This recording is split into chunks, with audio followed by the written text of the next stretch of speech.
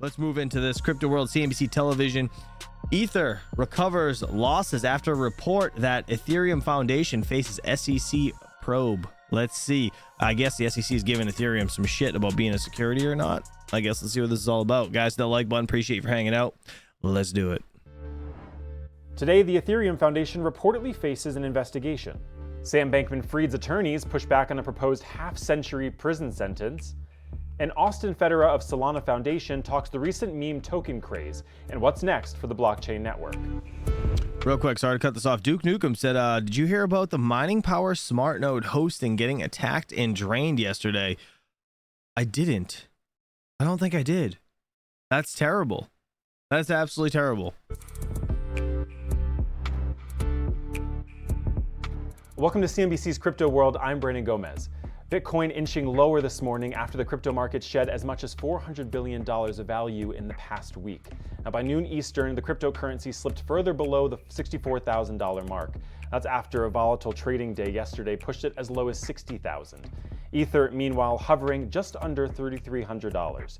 And the meme token rally? Well, it's taking a bit of a break today as well. Dogecoin falling about 2.5%.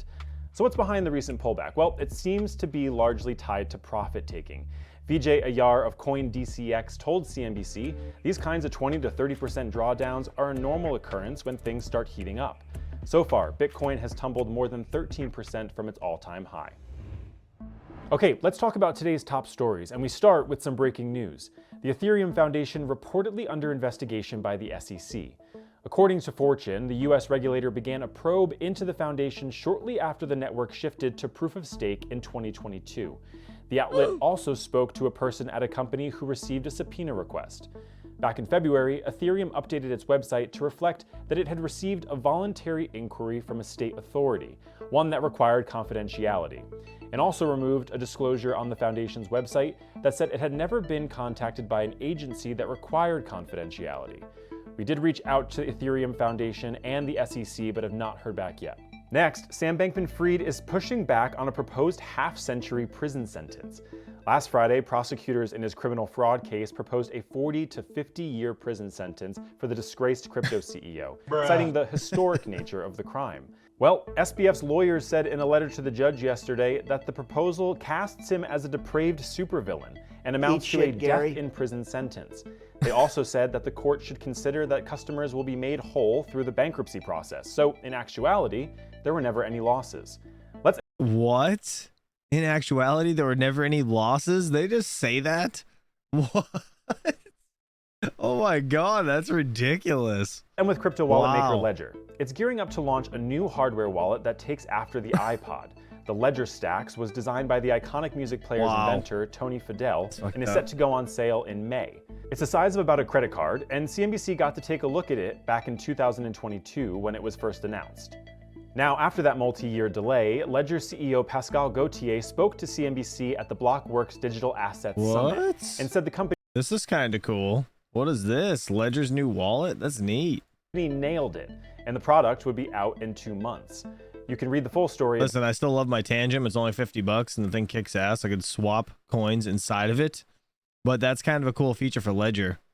I think they're still trying to make up for that whole sharding BS. That is kind of cool though. About the new wallet over at cnbc.com. All right, let's talk about our main story of the day, Solana. Crypto World's Mackenzie Sigalos spoke with Austin Federa, head of strategy at the Solana Foundation. They discussed the huge run-up in meme tokens, including those on the network, and Solana's development as crypto interest has reignited.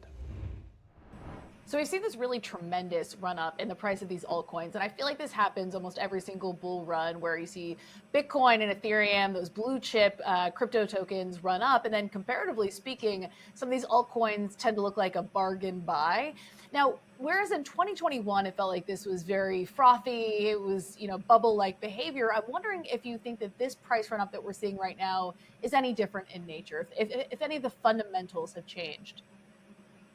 Yeah, I mean, one of the things to keep in mind whenever you're looking at cryptocurrencies and sort of the state of the market is the utility of what's actually possible to be built on chain. I think we're seeing in this cycle a lot more differentiation between what the technical capabilities are of a blockchain and what the actual developer adoption is, what applications and services are actually being built on top of them. And that's where you're starting to see a lot more differentiation between different technology solutions today. It really is incredible to see all of the enthusiasm around the L2 ecosystem, not just in Ethereum and Solana, but also in Bitcoin. Pretty much for the first time ever, we're seeing a lot of developers move into that space. What are you most interested in terms of what's being built on top of Solana right now? Are there projects that you would single out as being a really good example of what's really moving the dial right now? Yeah, the L2 conversation, whether it's on Ethereum or Bitcoin or other networks, is really driven by a need for scale and a need for performance.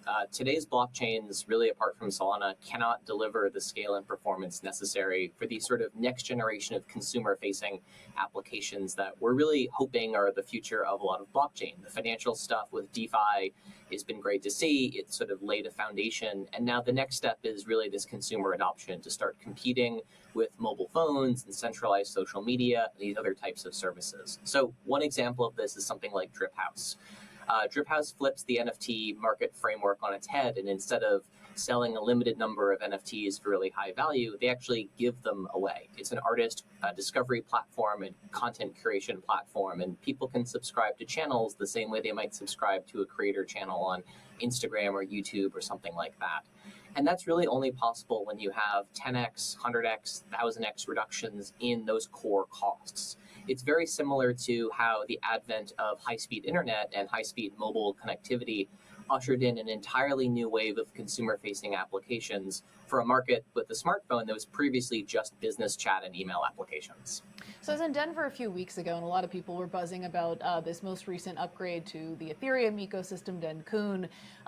One of the biggest benefits of this was that it was meant to reduce transaction fees by up to 90%, which is a game changer, not just for the end user, but also for app developers. And you mentioned social media apps. Of course, it was meant to break open what's possible in terms of decentralized social media, gaming. Did it actually do any of that for the fees, though? Has anybody noticed it? I haven't. Now that it would no longer be cost prohibitive. How have you seen that playing out so far? Yeah, the evolution of what are called blobs, which is this sort of ephemeral data space for Fees are a lot lower, says Jim C. Interesting. I haven't traded much on Ethereum, but I know it's mostly for like layer 2s. So like, I guess I don't mess with layer 2s too much. But yeah, some people are saying it's still terrible. So I don't know. Weird. or transactions has really helped drive down the cost of transactions on Ethereum-based networks. And this is really a benefit for that's a the good whole thing. industry. Solana's median transaction fee is still fractions of a penny, which is lower than many of these L2 solutions today. But the rise of cheap block space and cheap transactions is a benefit for everyone looking to build on crypto and for users looking to actually find applications built on blockchain that are not just financial applications. So this is one of those situations where I think, the entire block space getting cheaper in general will create more opportunity for more types of developers, and it will attract more users to the ecosystems as well. Oh, Jim C meant to say not. It was a error. He auto-corrected to lot instead of not. That's hysterical. That's something I've often wondered, whether you think of it more as a multi-chain future and a rising tide lifts all ships, so to speak, or, Solana's always competed on the fact that it's faster and it's cheaper, and there are certain things that you give up in order to have that. But is this something where you see Ethereum as more of a rival, or is it just like a net benefit for the entire ecosystem? It sounds like it's the latter. So it is a net benefit, but I would say one of the main differentiating factors with Solana is that it operates in one global state. So the state of L2s is a very fragmented ecosystem.